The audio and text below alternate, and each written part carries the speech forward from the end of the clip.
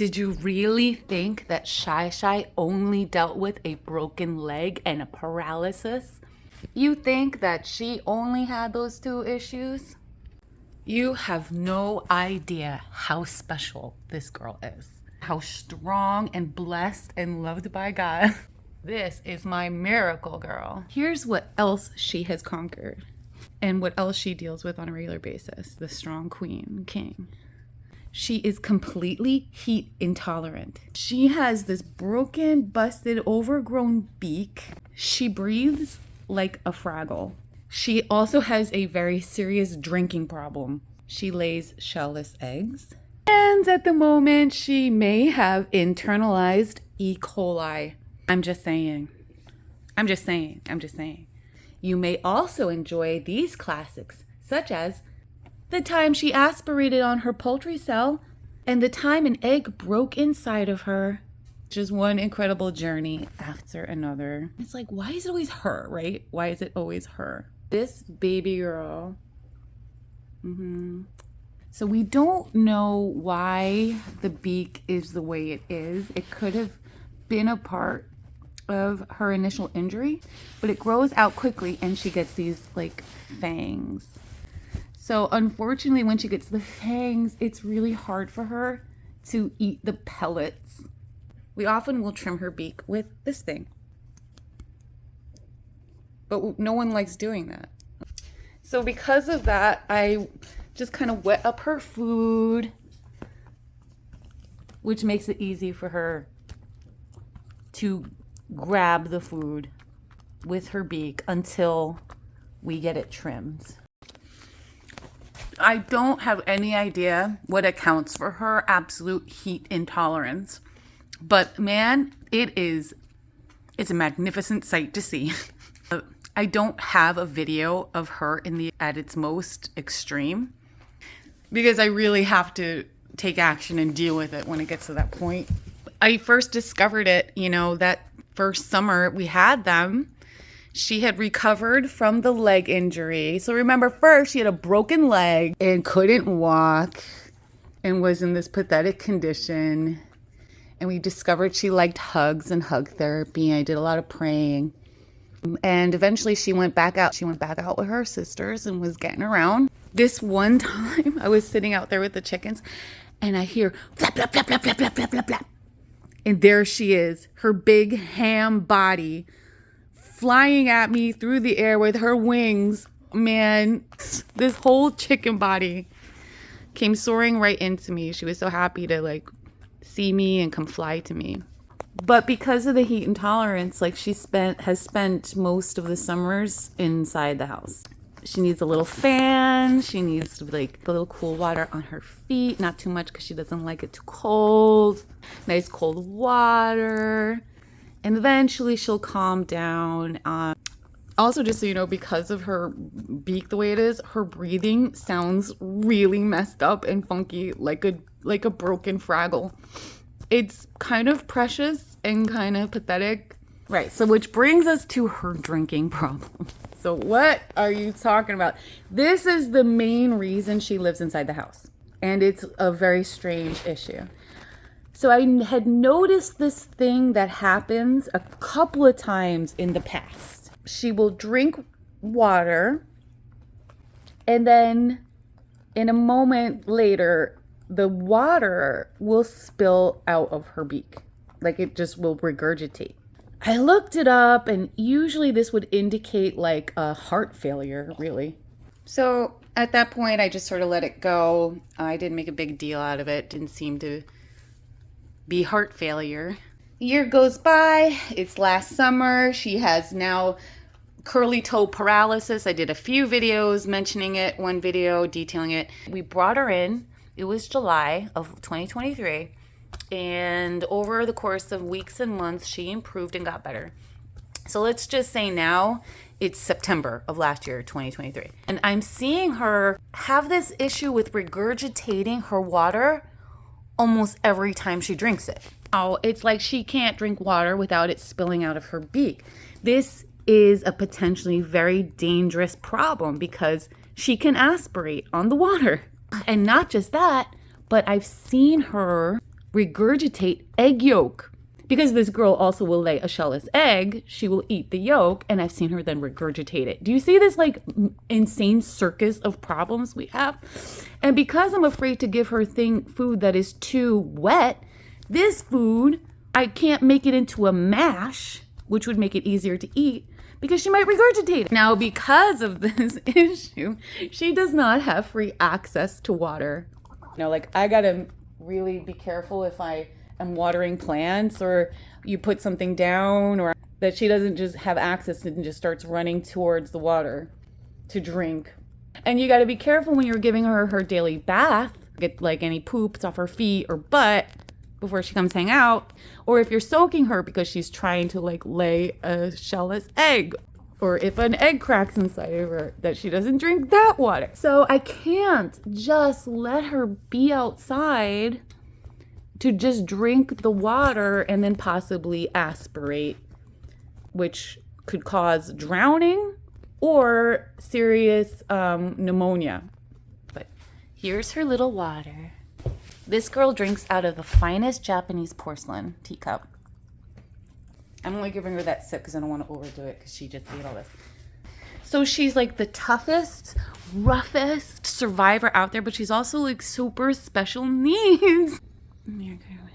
Now, what do I mean about the internalized E. coli? Okay, this girl and the other girls, my 4 babies, it's kind of coming to the end of their laying of eggs. There could be hormonal issues. So in the past few months that Shai has laid eggs with no shell a lot, and it seems to cause her a lot of discomfort. But then also there would be these little weird eggs that look like beans. And I come to find out that those are lash eggs. This lash egg is either indicating E. coli inside of her reproductive system, or it could be an inflammation in her reproductive system or some kind of infection in her reproductive system. And so she doesn't seem to have any swelling, but she has a limp. This is the 3rd time. Aside from all the time she had problems laying eggs, and she'd just be limping and her butt would be down and she'd be going all over the house looking for a dark place to lay the egg. Oh, it's been a couple of days like this where she's got a limp, okay? And she has a vet appointment tomorrow. He said he wants to have a discussion, and I really wonder if he's going to propose the chicken hysterectomy or the chicken hormonal implant. Her lifestyle is all surrounding her drinking problem. And so is our lives and everything in our lives. Teacups. As you can see, she's doing good. Her comb is up, eating, she's drinking, and the tail's up. These are the signs of healthy chicken. Needless to say, just as this week was unfolding and I was seeing her limp, I reached my hands to the sky and I remembered how God came through for me the last 2 times she had a walking issue. The last time she had a limp. The last time she was paralyzed. The last time she had a broken leg. The last time she couldn't walk. Last summer when she couldn't walk, someone posted this meme and I just knew it was for me from God. Well, the other day, she's sitting on the floor looking not the best. And I reached my hands to the sky and I just thank God that I know he's there for me. And I just thought about that meme and just recited it back to God. I said, you were there before and you'll be there again. And I trust you. You don't bring us to these things just to like leave us there. You work out everything according to our faith. A few minutes later, I go check out my phone. Do you know this thing like with the photos where it does a little like memory highlight reel for your phone? It makes little videos sometimes. That meme was in the daily photo reel with a little music, like a little song was playing. And it was just a few minutes after I prayed that back to God.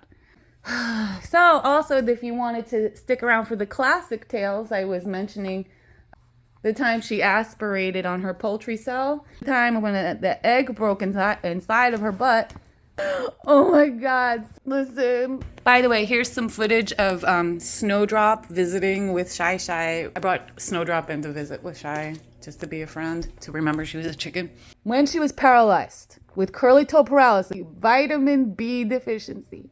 And I got the poultry cell rooster booster. So here's the poultry cell. I had something like this. It was pretty big, and I was giving her 2 milliliters. All right, 2 milliliters. And so I understood you have to be very careful when you do this, but you have to put the syringe all the way in. Like, it has to go all the way in, so where your hands are like here and you're slowly pumping it back so she doesn't aspirate. So I was getting the hang of that. Do you know what it's like to try to open their mouth and get this thing in there? You need 2 people. You need somebody to help you hold the chicken. There was like a blueberry, and I think I just offered her the blueberry too quickly. So because she was a good girl, I almost killed her. She ate the blueberry, and I think it just brought the liquid up. She ate the blueberry. She was okay. We bring her into here to go hang out. All of a sudden, she starts like screaming. Weird wheezy hiccups, like it was like going on, and I was like, oh my God, oh my God, oh my God, oh my God, oh my God, oh my God, oh my God. Running to the internet. Everyone was basically like, there's nothing you can do. Like, you just have to wait this out. And here she is running to me for hugs, screaming. And I'm like, I don't know if I should hug you. Like, I don't know what to do. Listen, do not turn your bird upside down when that happens. Keith tried doing it. I looked it up. Like, no, they could vomit out of their crop. Just so you know, when I started realizing her water drinking issue was a big problem, I did bring her to the vet. Like, nobody can figure out what the problem is. His chicken had just passed away, like, not too long before this. I just wanted him to check out her crop and make sure that was all okay, and it was. He tried giving her anti-inflammation stuff, like all kinds of, a couple of different medications, but nothing worked. I have a suspicion that she just over drinks. She has excessive thirst for some reason. Anyway, back to my story. Okay, so she's aspirating on her poultry cell, and it took about a half an hour for this to calm down. Do you know what it was like not knowing if she would be alive in the morning? Because that's kind of what they said on the internet. Like, good luck. I woke up the next day. There she was. She was alive. And so I left and went to New Jersey. I went on my one day vacation in New Jersey shore. Left Keith with Shy and was like, I cried. I was standing on the shore and I just cried. Needless to say, another victory champion thing. No pneumonia.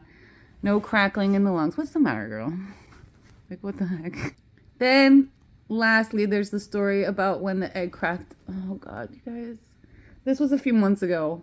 She was starting to lay less shells when she laid eggs. Here comes eggs cracked coming out of her butt. I reached my finger in, which is, oh, by the way, a big part of living with the chicken on the farm is putting lots of things in butts. Checking the vents. You have to get in there. You have to get the chicken KY. In this case, in a lot of the cases, I will use the Neosporin because it's a triple antibiotic. You must never use pain relief, pain-free, like anything that deals with pain with the Neosporin. That's just not good for them. Just the normal, plain Neosporin. I check it and there's all this broken egg stuff in there, and I'm having to kind of pull pieces out, and she's hissing in pain. I'm like, what do I do? And I could not get all those pieces out. I gave her the little bit of soak, and I bring her out. I checked again, and it was gone. All of the egg pieces were just gone. I don't know where they went. If she laid them out and then ate them before I could see, or if they just disintegrated into her poops. It was shortly after that she did go on a round of antibiotics. The vet thought maybe she had aspirated a little bit again and that she had a little pneumonia rattling in here. Guys, this is Shy Shy. Can you believe all these things? And I think that pretty much is it. I think. Here's your little drinky. Do you have any idea how I feel I want to make sure she's got enough hydration so she can self-regulate all kinds of things. I don't want to give her too much. I don't want to give her too little. And I have to measure out her food as well until the beak gets trimmed. So 6 or 7 sips. All right, Shy, say bye-bye. Say we'll let you know when she gets all this food on her beak. Thank you, Laura, for this girl. That's it, guys. I will see you soon.